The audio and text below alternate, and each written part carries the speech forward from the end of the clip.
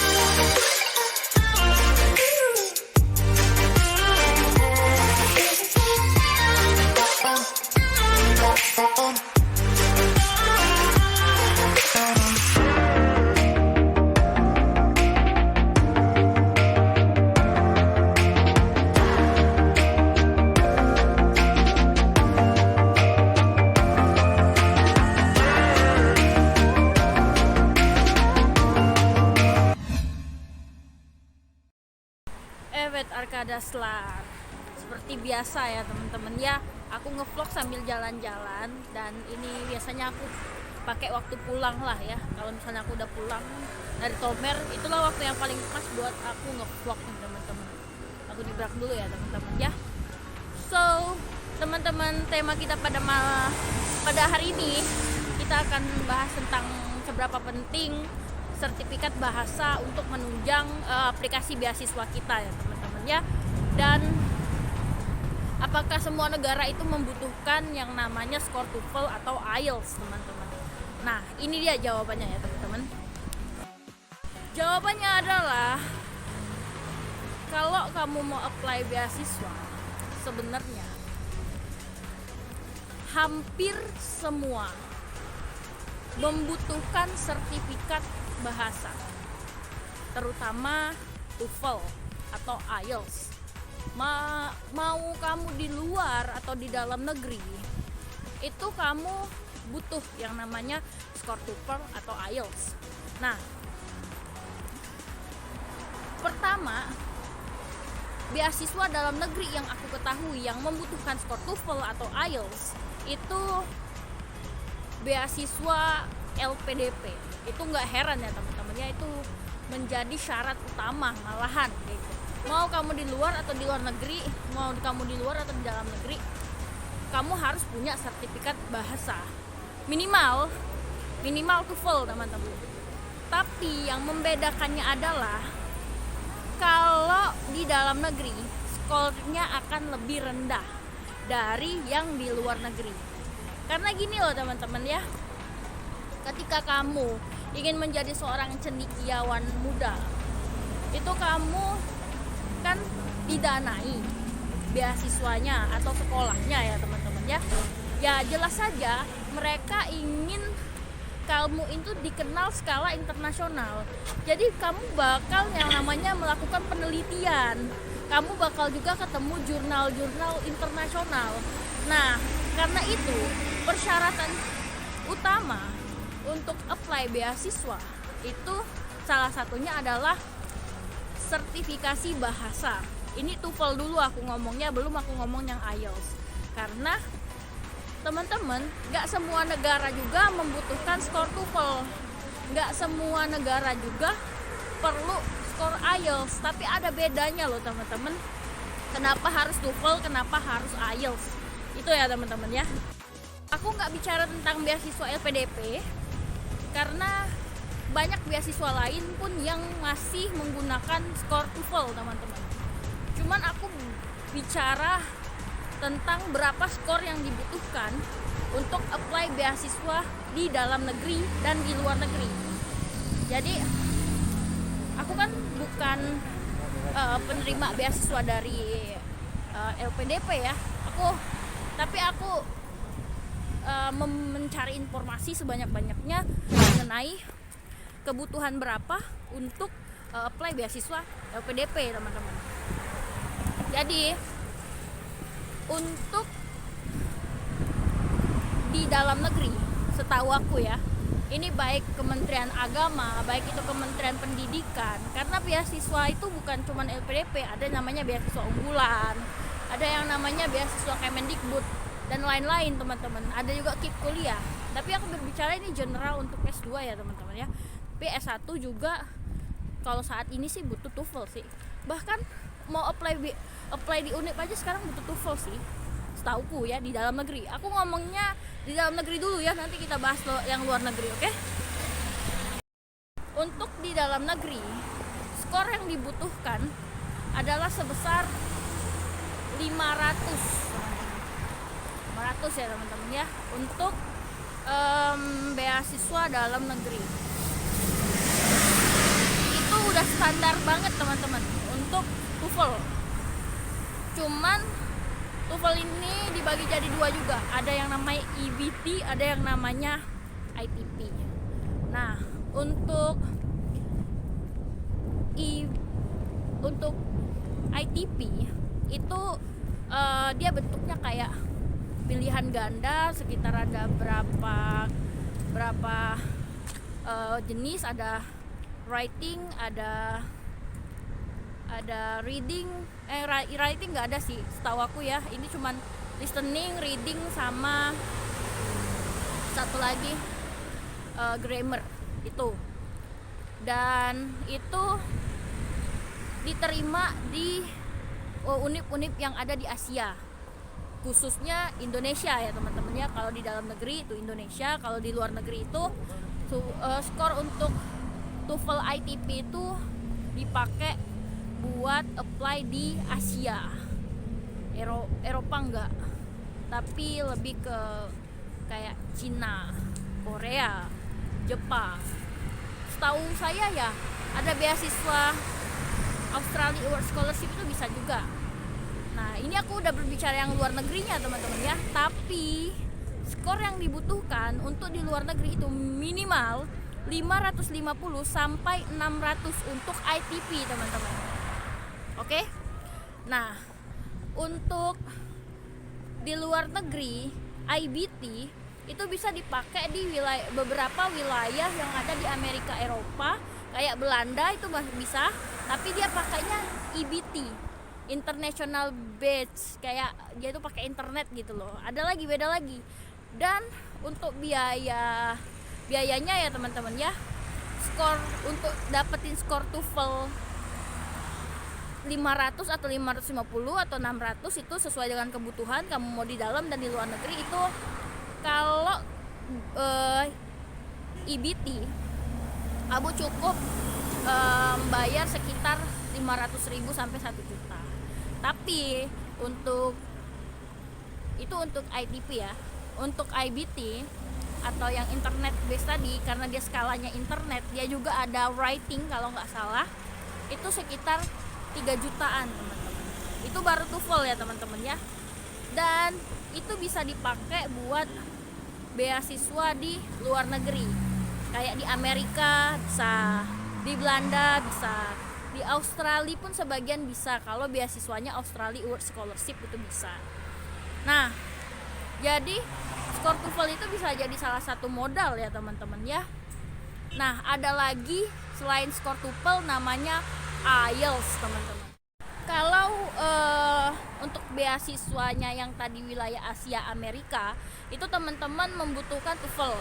Tapi kalau teman-teman pengennya itu ke Eropa, masuk ke wilayah-wilayah wilayah-wilayah barat lah ya, teman-teman lebih membutuhkan yang namanya skor IELTS. Apa itu IELTS? Nah, teman-teman, bahasa Inggris adalah bahasa internasional, teman-teman. Jadi karena itu orang yang mau kuliah di luar negeri itu diwajibkan sama mereka untuk bisa bahasa Inggris, teman-teman.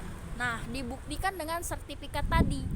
Nah, kalau TOEFL itu standarisasinya punya Amerika, teman-teman. Jadi yang teman-teman berarti bisa bukti dari kalian punya sertifikat itu berarti kalian udah lulus untuk berbahasa Inggris tapi stylenya Amerika gitu loh. Nah, sedangkan kalau Eropa atau Inggris, teman-teman ya, mereka maunya nerima skor IELTS karena mereka menggunakan logat bahasa Inggris yang British, teman-teman. Nah, skor yang dibutuhkan ini untuk di luar negeri ya, teman-teman ya, bisa juga dipakai di dalam negeri setahu saya. Minimal 6,0 atau sampai 7 dan 8. Itu tergantung lagi ya, teman-teman, tergantung negara apa.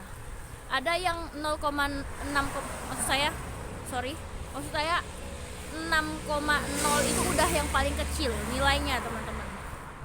Tapi yang terbesar itu sampai 8,0. Itu udah expert banget Britishnya berarti ya, teman-teman, kalau misalnya dia udah punya skor 8 untuk skor IELTS-nya aja gitu loh. Dan kesempatan dia untuk dapat beasiswa tuh besar, teman-teman. Dia bisa nyoba banyak beasiswa, mau dia di dalam dan di luar negeri, karena British itu bahasa Inggris yang diakui di dunia, teman-teman. Karena itu semua negara bisa dipakai. Wilayah Asia pun masih tetap nerima IELTS, tapi tidak semua negara nerima sertifikat TOEFL, teman-teman ya. Itu dulu yang harus teman-teman catat. Terus yang kedua, teman-teman, skor TOEFL atau IELTS itu memang menjadi kewajiban, tapi tidak semua beasiswa.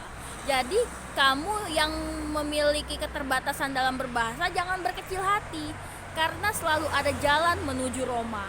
Oke? Kenapa aku bilang selalu ada jalan menuju Roma? Sebab gak semua negara pun membutuhkan sertifikat bahasa Inggris untuk awardee-nya, teman-teman. Ada negara-negara tertentu yang mereka tidak membutuhkan sertifikat TOEFL atau IELTS, tapi kamu tetap bisa apply beasiswanya, teman-teman ya. Salah satunya negara Turki. Tapi aku nggak akan fokus hanya ke negara Turki saja, teman-teman. Aku juga akan memberikan referensi negara-negara apa yang tidak membutuhkan bahasa Inggris, TOEFL atau IELTS, tapi kamu tetap bisa ke luar negeri atau apply beasiswa ke sana, teman-teman. Yang pertama negara Turki dulu ya, teman-teman ya. Nah, untuk di wilayah Turki ini beasiswanya kan banyak, teman-teman. Salah satunya beasiswa aku ya, beasiswa Masagena Edukasi. Ini yang sedang buka di Januari Februari ini masih buka. Silakan kepoin Instagram Masagena Edukasi _Turki. Terus ada lagi Turki Blues Lari.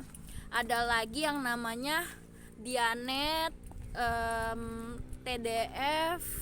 Terus juga ada beasiswa kampus. Banyak ya, teman-temannya, beasiswa Turki ini. Nah, cuman tergantung lagi teman-teman apply-nya ke univ yang ada bahasa pengantar bahasa Inggrisnya apa enggak.